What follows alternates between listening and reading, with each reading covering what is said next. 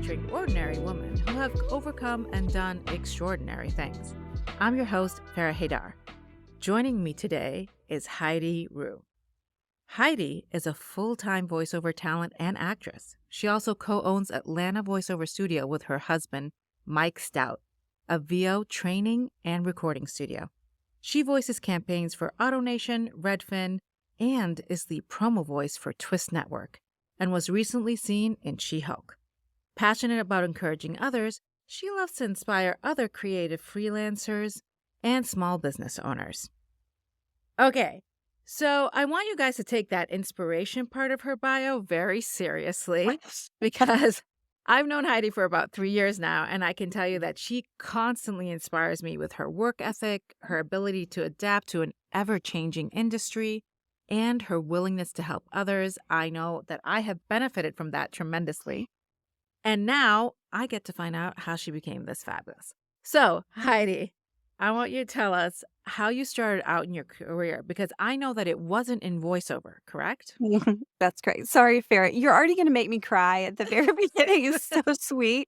And it is precious. I adore you. You know that. And yes, just consider you a friend and also an inspiration to me. So, Oh. whoa. Okay. Sorry. So the question was, how did I get started on this whole journey into voiceover? It kind of started with a really small TV show that I did right out of college because I wanted to get into radio, and I went into this casting for a TV show and I booked it and I hosted the show. So they would have me do a lot of the commercials there. That was my first little, Taste. just seasoning. Yeah, little taste of commercials, but I didn't know what I was doing. It was because I'm a warm body and they need somebody to, say this stuff. And then I got into radio.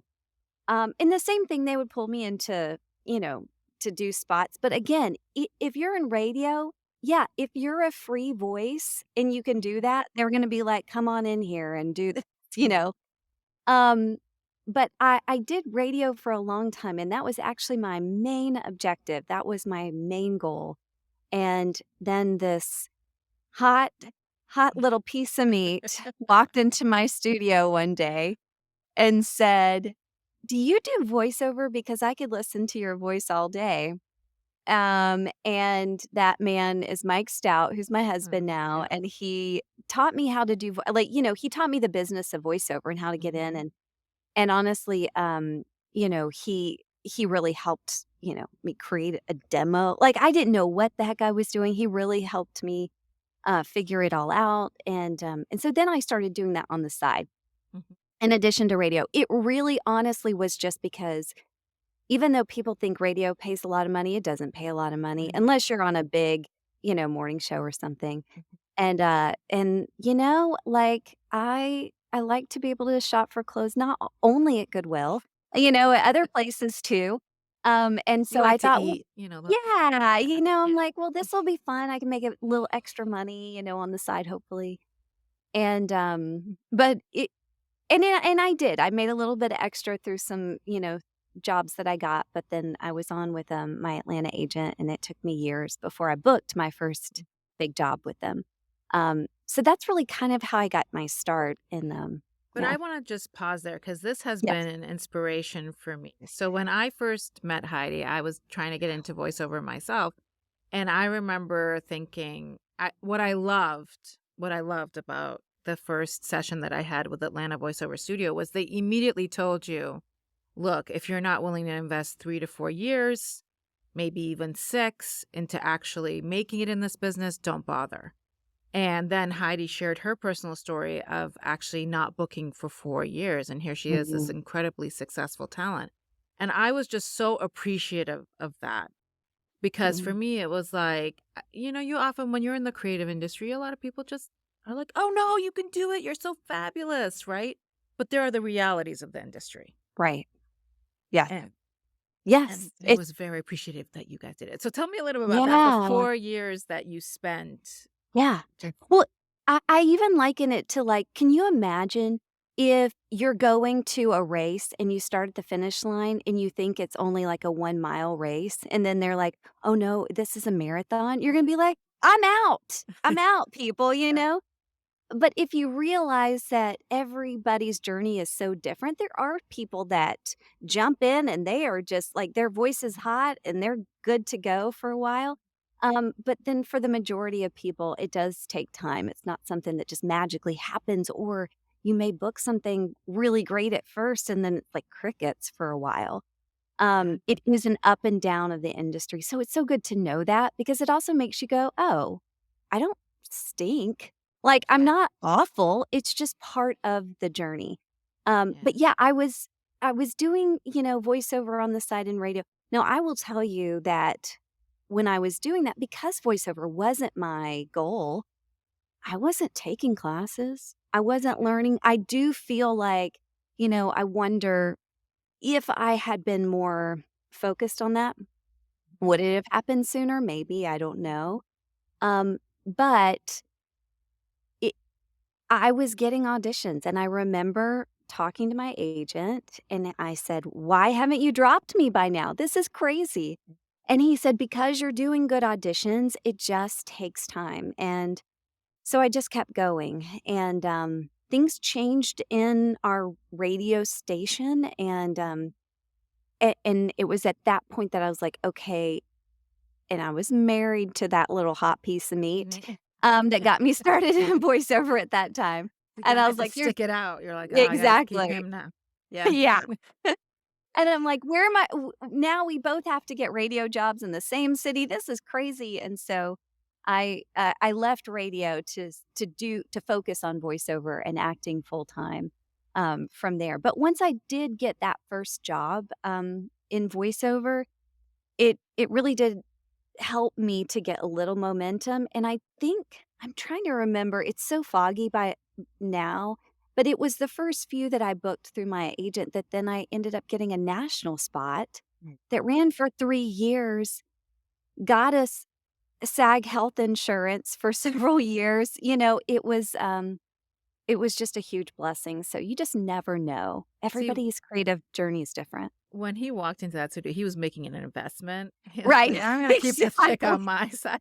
No, no, but I actually wanna touch base on something because you said Yeah. something very key. So things changed at your radio station, and you had the choice. You could have moved, you Mhm. guys could have tried to find, but I think for me, what it speaks to is your priorities. You were Mhm. like, in addition to being a creative person, you wanted a family life, you wanted a Mhm. marriage, you wanted that, and you were like, okay, how can I honor my creativity while Mhm. also keeping this relationship Yeah. in a salvageable way? And it wasn't easy because again, radio was still at that point my main objective. I thought my ultimate goal is to be a morning show personality, be part of a morning show and do that. And I got a job offer from a place in San Diego. Um, and I was so excited and I told Mike and he was like, uh, well, how's this going to happen? Like, Yeah. I don't want to move to San Diego. And it was something where I did feel like, am I putting my dreams on the back burner to Mhm. preserve a marriage? And in one way, yes, but in another way, those dreams have come true in just different ways, in Yeah. different avenues. So let's touch that. I have two questions here, but I'm going to say with the more career route, which is what did you have to accept, I guess, to get here today? Like, what did you have to accept about that dream changing? Um, I would say it was kinda more like a kid kicking and screaming, like, maybe not so outwardly, but inwardly, I did struggle a little bit with some resentment, Yeah. as supportive of Mike has and always is of me, there was some resentment that I had to work through, um, and it didn't happen overnight. I think that my journey to let that go has been probably a decade in the making. Yeah. But I think it took me finally realizing, okay, Heidi, why was that your dream? What about it attracted what attracted you to that? Well, creating content. Mhm. I really love doing that. That's my favorite part is coming up with bits for radio and doing all that stuff. I love being able to connect to people, and radio is a great way to connect to a ton of people. I loved meeting people out at, events and endorsement things and stuff like Mhm. that. Um, and just the creation of a show. Mhm. And all of a sudden I realized, wait a minute. I create content through Atlanta Voiceover Studio. I Mhm. create content through my own social media feed. I connect to people through voiceover and podcast. I'm doing all the things that actually were part of my ultimate dream. So, in one way, it's like, I'm living it. I Yeah. just didn't realize it. Yeah. It's funny how that kind of stuff integrates, right? Like we have these dreams or wishes or these core desires that are wrapped up in the facade of a dream, Yes. but then our Yes. life takes us somewhere, but we end up doing it anyways Yeah. because it's just in our core. Um, Mhm. Now you mentioned Atlanta Voiceover Studio. I want to talk a little bit about that. What motivated you to start Atlanta Voiceover Studio? Wanting to see people. I'm not even joking. That really was the start. We had a home studio, and I would see people like actors out for on-camera stuff, out at castings. That was when we did it in Mhm. person at the time, but, everybody's so focused, so I would just be like, "Tiffany, were you? Oh, good, okay."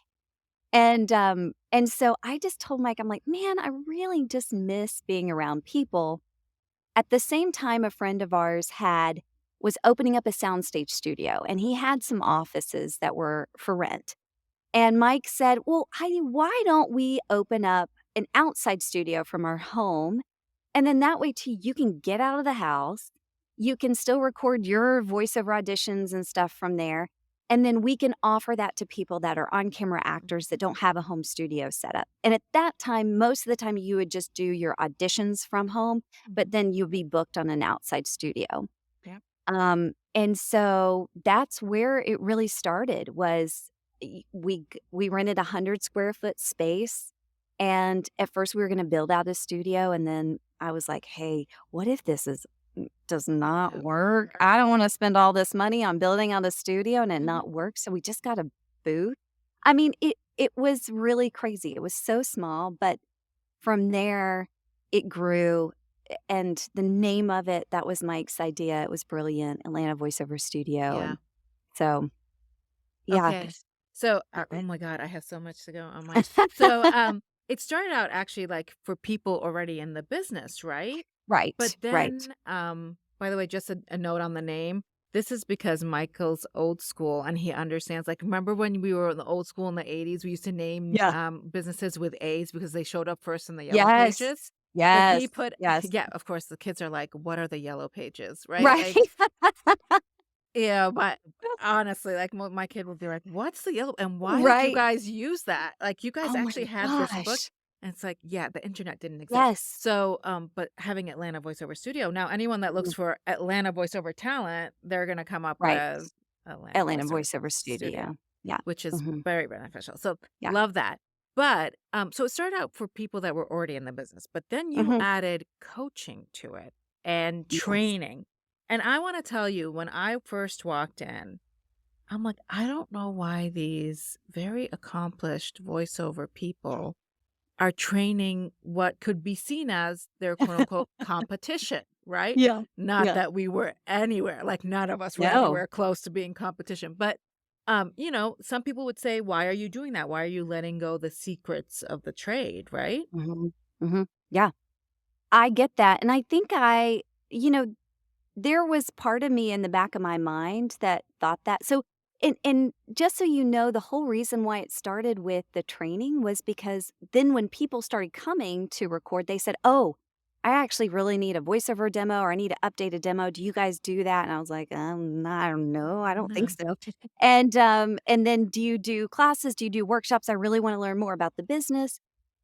And we just kind of said no for a little while. Mhm. And then I just realized, wow, there is a huge need in Atlanta.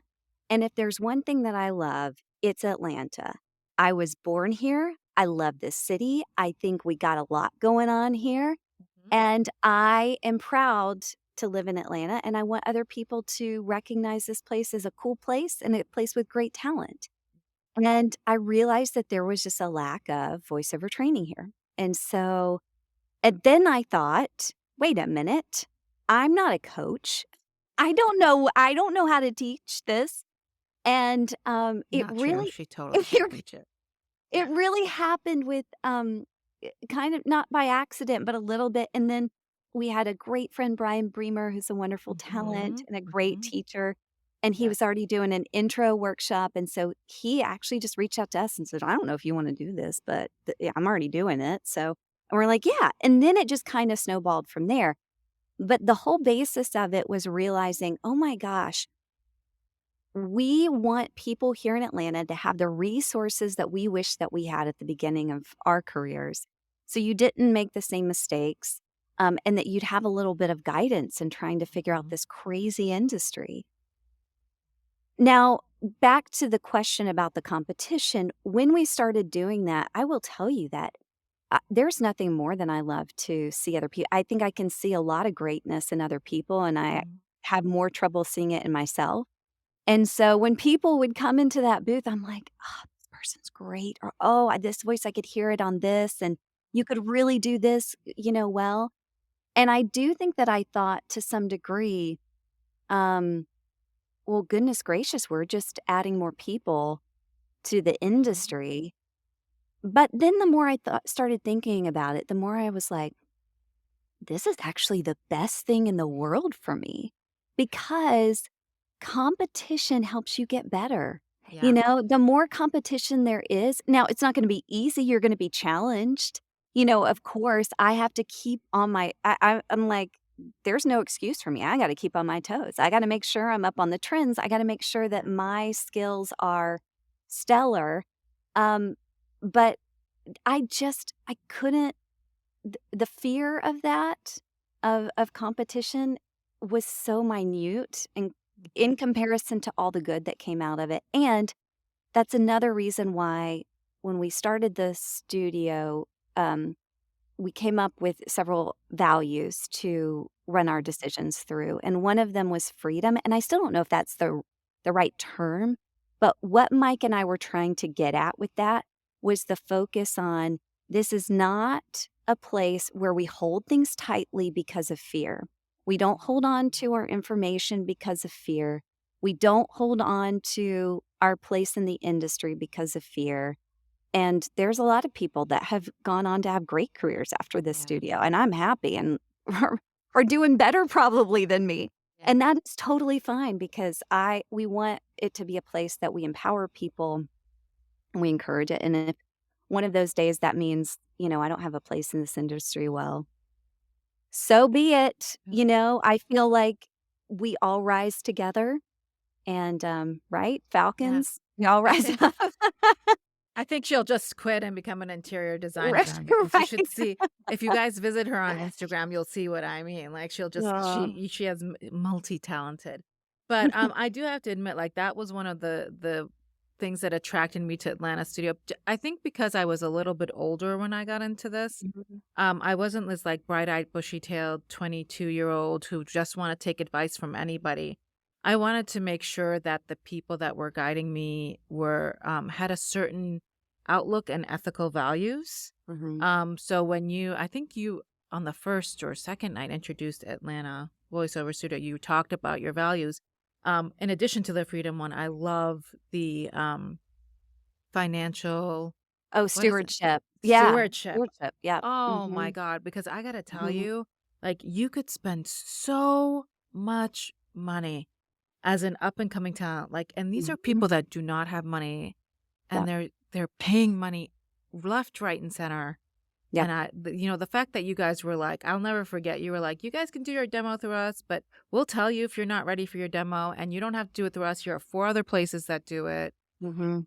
I was really impressed with that. And actually, I remember the first time I talked to you about a demo, you were like, you're not ready yet. I'm like, she's right. I'm not ready yet.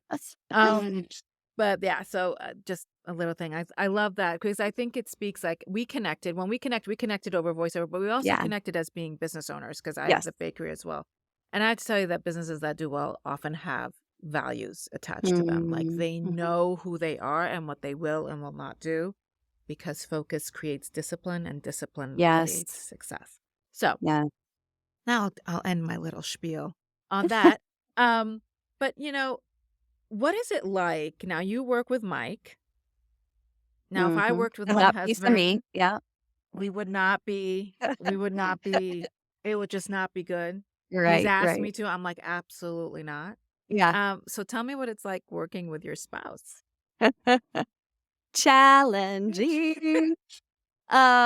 It is, and, the reason why we even established those values was because we worked with a business coach, Sean Haywood, who was absolutely wonderful in that setting that foundation, and that was one of the things that she said, "You guys have had got to have a set of values. If you're both trying to make decisions, you've got to be on the same page with the filter that you're making these decisions." So that Mhm. was kind of the step one. But also, Farrah, I don't know if you're like this or anybody else that's listening is like this, but we would go on walks when we had to talk about stuff difficult. And Mike knew when I was getting heated because all of a sudden that walk started getting faster and faster. Like jump, Yeah. like jump. And he'd be like, "Whoa, whoa." Like, so you need to get out some frustration. I'm like, "Exactly." Um, but there was a time that I feel like we did it really was a struggle, and I mean, I did think, "Okay, this may come down to I choose either this business or my marriage." And obviously, I would choose my marriage, but I just thought if things don't change, we can't have a good marriage going forward. Like it would just be too hurtful. And we're so different. And that whenever anybody marries somebody, it's, you marry opposites attract. Yeah. And that's the case for Mike and I. But what's been so great about it is it's challenged us so much to where we've had to realize what parts do you bring to the table? What parts do I bring to the table? And how do those work together? And I think, Farrah, you would have a better perspective on this, but we don't have children. And I think that a lot of times children can help do that to a Mhm. marriage. Mhm. And for us, the blessing of not being able to have children, but having a business was, I think that it put us through kind of the ringer to figure that Yeah. out, I and was I'm ac grateful for that. Yeah, I was actually gonna point that out to you. I'm like, so those are the things that kind of elevate the marriage because it forces Mhm. you to acknowledge the strengths of the other, right? Yes. Like when I look at my husband as a father, he has definitive strengths that I do not have. Mhm. One of them being maybe patience. But no, I'm serious. No. He has definitive strengths that I do not have. And my our relationship has definitely grown because I have definitive strengths he doesn't have. And our Mhm. relationship has grown. And to be able to work and kind of like either guide a business or guide a child, you have to be on the same page and come Mhm. to an appreciation of the other's point of view so that you can get to a standard point of view and guide that business well. Because if you're both pulling it from different directions, you're going to be all over the place, whether it's a business or a Right. child or anything like that. So yeah, I definitely think that it contributes to the marriage. I will also say about being opposites, a lot of people when they talk to me, they're like, "I want to find someone like me." I'm like, "No, you don't. You don't No. want to find someone like you." I once had a therapist tell me all the spice in a marriage is in the differences because I had said that to her. Mm. I said, "I just want someone who understands me, and is like me, and can know what it's like to be me." And da da da. And she was just like, "That's like the most boring thing you could ever Yes. ask for." She's like, "All the spice, all the Yeah. goodness is in that difference." And once I Mm. started seeing it that way, Mhm. I started having appreciation for what he brought to the table. And I also started thinking like, and this really helped with my marriage, just for people who are listening there and have wonders about marriage. But I also started thinking, how could this be different? Like, what other choices could he have made? So when he Mm, shows up and takes the kids to soccer, let's say, what other choice could he have made? Well, he could have told me, look, mm. I'm really busy. You got to do it. Right? Like, Yeah. to appreciate the choices he makes that I actually kind of Oh, take that's great. take for granted. Yes. You know what I Yes. mean? Like Yeah. when he goes on a business trip, he could opt to stay over the weekend and say, "Hey, I'm traveling internationally. I don't and I'm Mhm. going to finish late Friday night." But that's not what he does. Yes. He makes sure his meetings are done on Thursday so he flies back on Friday because Mhm. he wants to be here on the weekend with his kids. Hmm. And I could just say, "Oh, well, that's how he planned it," because he never tells me that's why he does it, right? Right. But when I ask myself what other choices could he have made, I realize Mm. he's making a choice that's about us. Oh, I love that, Farrah. Yeah. So, see, that's another podcast episode. There you I go. know. Oh my gosh. It's so true. It's so true. We It- forget those things. It's easy to forget those things. And yeah, I love it. Yeah. So tell me a little bit about it. Like when you look back at your career, what is the greatest disappointment you've had? I've had a lot of disappointments. I mean, You can't be in this career without having a lot of, yeah, yeah. I think that, I was in the running for a huge, text to speech job that Mhm. would have paid so much money. This Yeah. is years ago, and I didn't get it. So yeah, there's been a lot of disappointments, but I think the biggest disappointment would actually be more it was in my control. And that's every time that I get caught up in other things where I'm not able to bring my authenticity Mhm. to the table, whether that's on camera or for voiceover. And let me tell you, I'm not perfect at it even now. I Mhm. still struggle with getting in these little ruts and thinking I need to be something else or someone else or, the curly hair, that's not going to ever book that type of role or whatever. Um, and I have to constantly remind myself, stop it, Heidi. Think about Yeah. who you are and why that's unique and brings something Y- special to. the best story that I saw, do you know Suits, Yeah. the I do, network I show? didn't watch it. Although I should probably be one of those people that jumps back on the train because everyone's rewatching it, Yeah, right? everyone's rewatching it. Yeah, I mean, regardless, the woman, I shouldn't call her a yeah. girl, the woman who heads up the law firm is a black older woman, Mhm, right? mhm. And I saw an interview with the actress. She's like, that part was written for a 45 white male. Wow. And she had to bring everything she was into that audition, and they gave her the part because it made it Wow. interesting, right? Yeah. Um, and it added so many layers to the story and to Mm. the so yes, I agree with you. And that's hard to remember because, I mean, this kind of like creative stuff and marketable stuff can be a little tropish, Right, And right. they're looking for a specific look, but sometimes, and I've had that definitely with auditions. I always remember your advice, just bring what you got to it. They're either going to like it or they're not, and that's just how simple it is. Mhm. Um, but talking about the industry, so Yeah. the industry is going obviously is in a little bit of a challenging Mhm. time, let's say Yeah. right now. I know that voiceover isn't as affected by the SAG after writer's strike, Mhm. but it is affected by AI. Yeah. You've Mhm, talked a lot about AI, mhm, um, and you have such a unique perspective on it. I really mhm, want you to think because I think a lot of people are worried about it. mhm. So Yeah, I want to sure. see how you came to deal with it and think about it. Yeah. Well, I get that, and please know if you do worry about it, like, it's very natural. We're going through a huge change, and it's Mhm. not just in the creative industry, it's gonna affect a lot of different industries, and that's scary. So, listen, just know that you're not alone in that.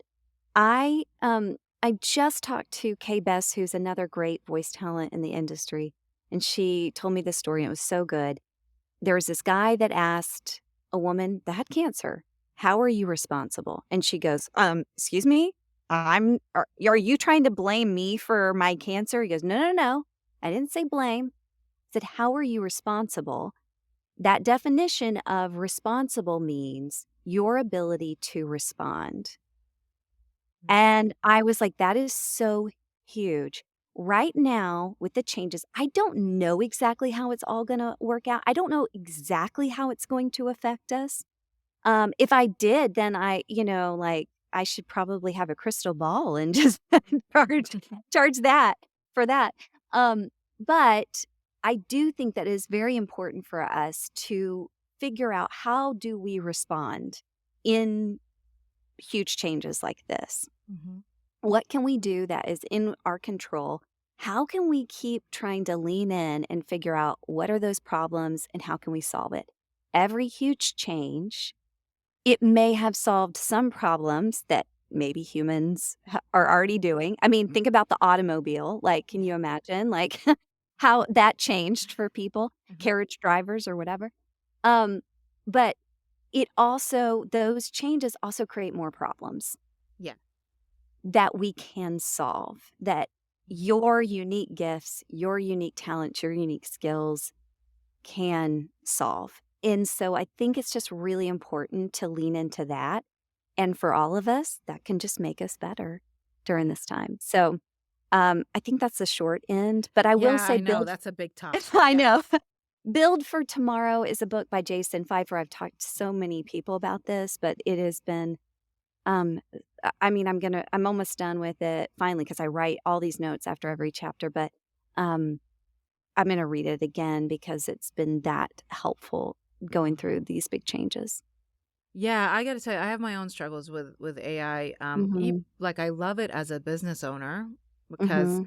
I have an e-commerce shop and we need to constantly change photography. And Mm. I gotta tell you, now I can take a photo and just AI it. Oh, put it with Right. Halloween decorations, put it with holiday decorations, put it with, and it just changes it for me. And it's Mhm. kind of nice. But Yeah. at the same time, I'm thinking of the poor photographer who used to take all of my photos, Right. right? Right. Um, Right. although I still do hire them for special, but then again, I still do hire them for special shoots. And Mhm. and I've actually seen photographer friend of mine who now use AI in their business to kind of Right. accelerate the process because remember they're exchanging time for money, like Right. right. So anything they can Right. do to be better or faster will make it things. But having said that, also as a business owner, I'm going to veer back a little bit to Atlanta Voiceover Studio. What do you think is the hardest thing about being a business owner? Because you're a talent first, Mhm. right? Yeah. But a business owner is a job in and of itself. So what has the Mhm. hardest thing been? So for me personally, I really takes to heart what people say. Like, I really Mm. listen in and lean in. And sometimes that can actually be very devastating as a business leader because if you are doing anything like that, you are going to have people that are going to say certain things. And especially in the industry and voiceover that we're at, where they're either wanting you to kind of do everything for them or, pave the way, just hand them the jobs. People are not gonna be happy and Yeah. they're gonna respond in a way that's very hurtful. We just had a one yesterday that was probably the most hurtful email thread that we've ever received and really they were just digs at us personally too, and even our voiceover careers and our intentions for the studio. And that used to destroy me. I mean, that used to make me not be able to sleep at night. We haven't gotten a ton of those, but each one, like, really struck my heart. Um, and and those were the things that I most was like, I can't do this. It's too hurtful." Um, but as I've gone on, I've been able to, step back a little bit more from that and to see the truth. I still lean in. I still go, "Okay, what is this person saying? Is there any Mhm. truth to it?" Because also as a business leader, I think this is the other part of that answer to a question is I feel a lot of, responsibility, Mhm. to be a good leader, to model things for our employees, for the students, um, to make really wise decisions, and I don't I hold myself to a really high standard, and so Yeah. if I'm lacking in that, I really am devastated by it. So I wanna listen in and hear from people. I don't wanna not be accountable, um, but it can also make you really question yourself and start to go, Yeah. "I don't even know who I am. Am I this Mhm. person that they're saying I am?" And so I've had to figure out the tools of how to figure out that truth. So I have a Yeah. couple of really good girlfriends that they've known me since college, and I can say and they are comfortable with saying, "Yeah, I've seen that pattern in you," or, "Heidi, that is not true at all. That's crazy. Yeah. You are opposite of that." And so and then, counselors, I have a good team of people. So that's been one of the hardest things, but also the more that I've been able to face it, the more I've been able to get over that challenge. It Yeah. hasn't devastated me as much. It's like, okay, Yeah. You learn that it's just one person's yeah, opinion. I mhm, used to do that too. Every time we got like a 2-star review or a 3-star review, I would yeah, be like devastated. I'd print it out. I'd go over it. I'd underline, what are we going to do? Go to the stat. And now I read them. I read everything mhm, always. Um, but I also say, okay, well, this person is complaining they really didn't like their chicken salad. They also ordered a tuna salad, which that's my explain why they don't like their chicken salad because they actually ordered right, tuna. right, But okay, like like we just have to go through that, right, and then I fix what I can, and you rise to do a better day. And one of the quotes that has really helped me is Brene Brown's "The Man." mhm, What it's actually not by Brene Brown; she's quoting someone else, yeah, but she talks about the man in the ring. That if you're mm, not in the ring getting bloodied up every day, I'm not sure I need to value well, yes, not value, but I it's always the credit belongs to the people that are getting bloodied up every day in the ring, right? yeah, yeah. Um, I go was ahead. I was just gonna say on top of that too that I think part of it is also like, okay, what information are they basing this assessment on? Yes. The guy from the email from yesterday, he doesn't know us at all. Literally, he has no idea who we Oh are. Like, gosh. I, he hasn't listened to any podcasts that we've done. He doesn't listen to any of the videos we've done. So that was the other part of it is like, how well does this person know Yeah. us? Because if that's the case, then it's like, there's what assessment are you making? That's from your own personal thing. These are your projections Yeah. right now because you don't have any evidence or Mhm. any type of thing that you're basing it on of our lives. I see that with customer service requests, like someone will get their Mhm. scones and they'll be damaged or something. They'll be like, I got my scones, they're damaged, and this is the tracking information. Here's a picture and da da da da. And here's the funny thing. I never question when a customer Mhm. reaches out to me and says they're damaged. I don't ask for photo evidence. I don't Mhm. To me it's like the customer just wants their stuff, right? Right. Like if they got it in good condition, they're not actually I'm probably underhearing, not Mm. overhearing those complaints. Mhm. So but whenever a customer like comes at me with like 15 pages I'm like they've had really bad customer Yes. service experiences before. And that's okay. So Yep. I keep it short, sweet, never get into an argument about them and Right. just let it go. Anyways, Yeah. having said that, I'm kind of keeping an eye on the clock here, but Yeah. I get to ask you now the one question I love asking people, which is Mhm. what is a weird habit or ritual you have that makes your life more joyful? So lately, it has been like Farrah had mentioned, we just kind of went through a huge home renovation. Mhm.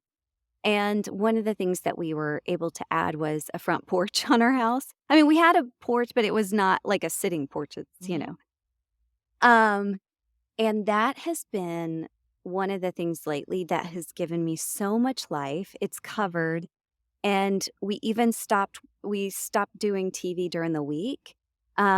And so like even last night I had another class, but I had a little bit of time to go take my dinner and sit outside on the porch. And there is just something so soothing about being surrounded by nature.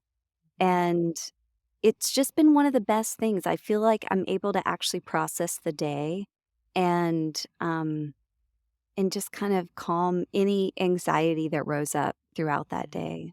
Yeah, So, I love that. great. Walks, love them. Mhm. Mhm. Heidi, I could talk to you all day, but I know. alas, our time is done. And if you're out there and you'd like to hear more from Heidi, you've got choices. For voiceover training and recording, visit atlantavoiceoverstudio.com. But if you're just looking for inspiration and a laugh or two, follow Heidi on Instagram at Heidi Rew. I'll also add you'll get great home decor tips. Anyways, all links, as always, in the show notes below. And I'd love to hear from you about this episode. What transitions have you made in your life? Hit me up on Instagram or Facebook at Farrah Haidar. Don't forget to hit the subscribe button so you'll get notified when a next episode is available. Also, I'm giving away a PDF of some of the best quotes we've had on the show, beautifully designed to print and journal your thoughts. Email me at farrah@farrahhaidar.com and title it Quotes. Talk to you soon. Till then, chase your